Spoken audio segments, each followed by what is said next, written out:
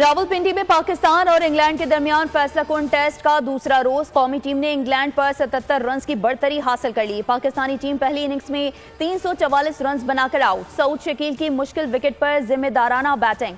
Test career के चौथी century score की 134 रन की शानदार इनिंग खेली। इंग्लैंड की टीम दूसरी इनिंग्स में भी मुश्किलात का शिकार। दोनों ओपनर्स स्पिनर्स के हाथों आउट।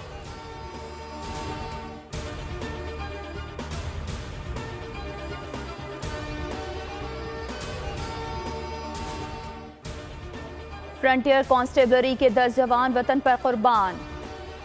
फितना खवारिज के दहशतगर्दों का एफसी चेक पोस्ट पर हमला। डीआई खान में जाम एफसी चेक पोस्ट को निशाना बनाया। तर्जुमान वजारत दाखिला के मुताबिक दहशतगर्दों से मुकाबले में 10 एफसी जवान शहीद और 3 जख्मी हुए। 6 जवानों का ताल्लुक जनूबी वजीरिस्तान और 4 का ताल्लुक कर्ज से है।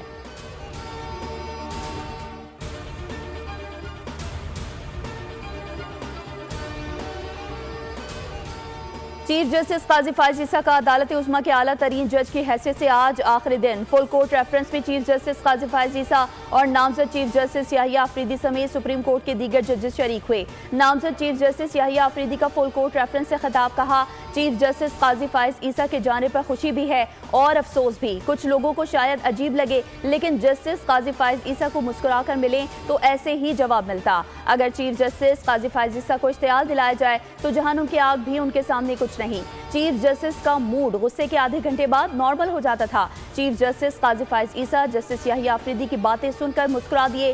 चीफ जस्टिस ने अपने खिताब में कहा, शुक्र है मेरी अहलिया आज मौजूद हैं और इन्होंने खुद मेरी तारीफें सुन ली। इन लोगों का भी शुक्रिया जो आज हम में मौजूद नहीं। कहा कि सुनते हुए अंदाजा लगाना होता है सच क्या है झूठ क्या है। कानून कागजों पर चलते हैं, सच क्या है ये ऊपर वाला जानता है। सब्सक्राइब करें और बेल दबाएं ताकि कोई खबर रह न जाए।